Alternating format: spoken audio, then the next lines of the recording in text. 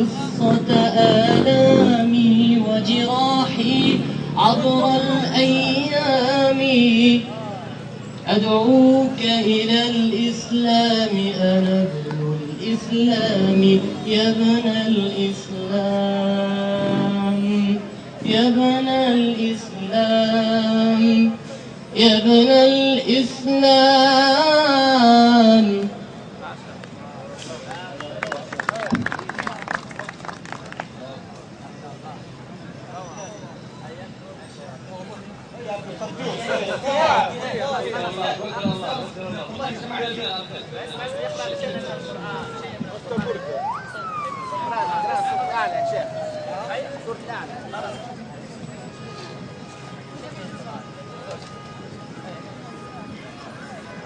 أعوذ بالله من الشيطان الرجيم.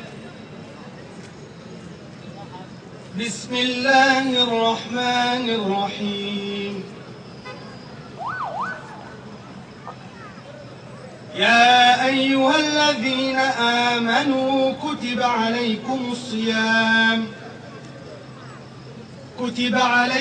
الصيام كما كتب على الذين من قبلكم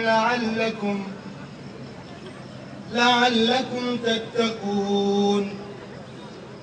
أياما معدودات، فمن شهد منكم الشهر فليصم، ومن كان مريضا أو على سفر فعدة من أيام أخر. وعلى الذين يطيقونه فدية وطعام مساكين، فمن تطوع خيرا فهو خير له، وأن تصوموا خير لكم إن كنتم تعلمون. شهر رمضان الذي أنزل فيه القرآن هدى للناس وبينات من الهدى والفرقان، فمن شهد منكم الشهر فليصم، ومن كان مريضا أو على سفر فعدة من أيام أخر. يريد الله بكم اليسر ولا يريد بكم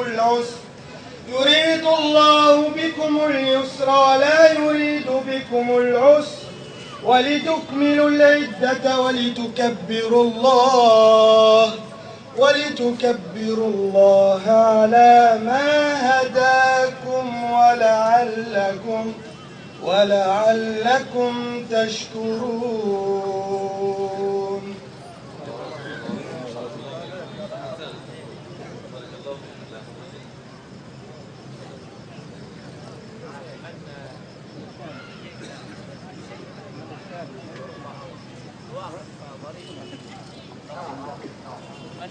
الشباب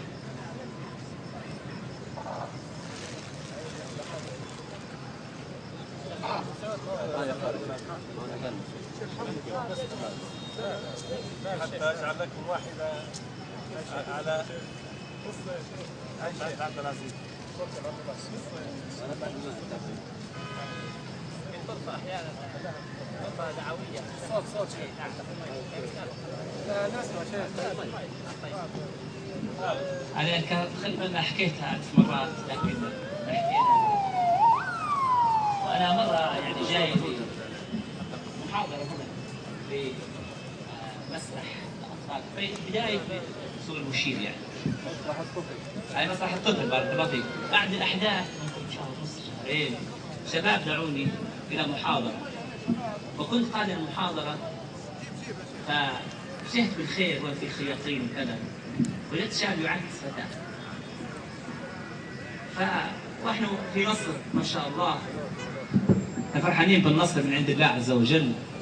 والله سبحانه وتعالى يقول: الذين إن مكناهم في الأرض أقاموا الصلاة وآتوا الزكاة وأمروا بالمعروف ونهوا عن المنكر.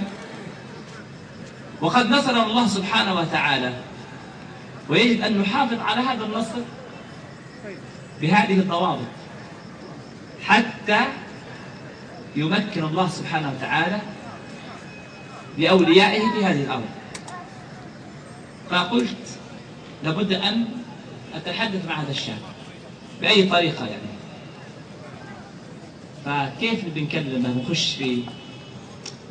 فقلت ممكن هو عنده موس يعني مشكلة، مسدس موس. فقلت أنا وأنا خلفه قلت لا حول ولا قوة إلا بالله، أنا قصد رفعت صوتي حتى يلتفت الشاب فأرى وجهه، هل ممكن نخش فيه ولا صعب ما نخشش بحسب الوجه. طبعا سرواله نازل شوية هيك ومنظر. فلما التفت قلت لا حول ولا قوة إلا بالله، شفته الحمد لله ضاوي شوية ممكن نخش فيه. فخشيت فيه. السلام عليكم ورحمة الله، كيف حالك؟ كيف حالك يا أخي؟ شو اسمك؟ قال لي ربيع. الله، ربيع اسم جميل، والربيع فيه الورد والأزهار والورود. طبعا يعني كويس الربيع. دخلنا له مدخل من الربيع.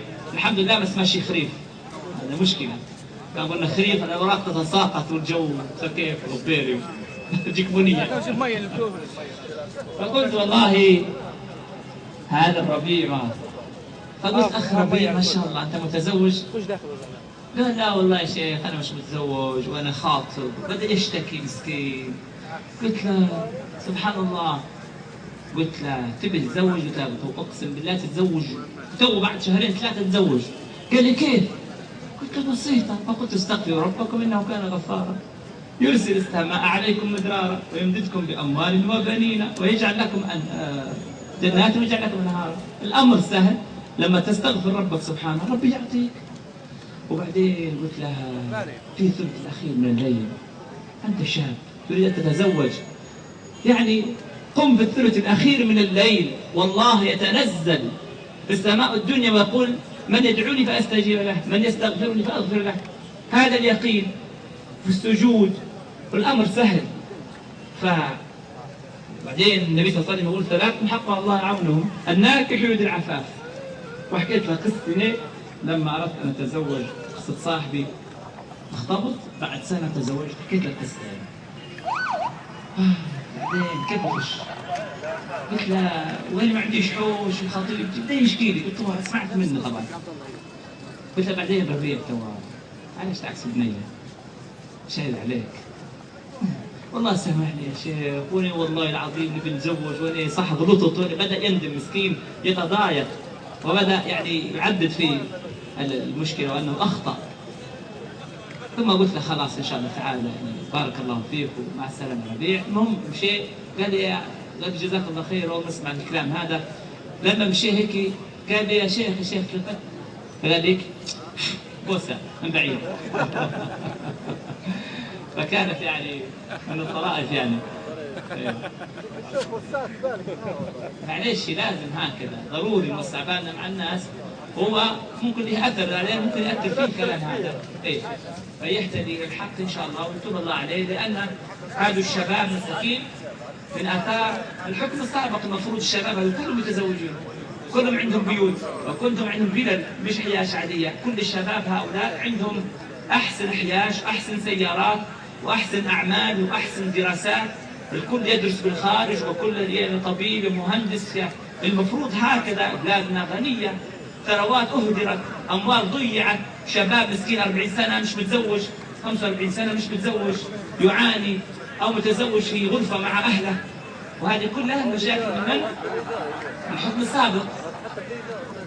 في الإيجار، ناس في الإيجار، ناس فقيرة. الشباب مفروض كل الشباب هذا يعاني من قلة الشباب، وكل الشباب وناس الفقراء مساكين.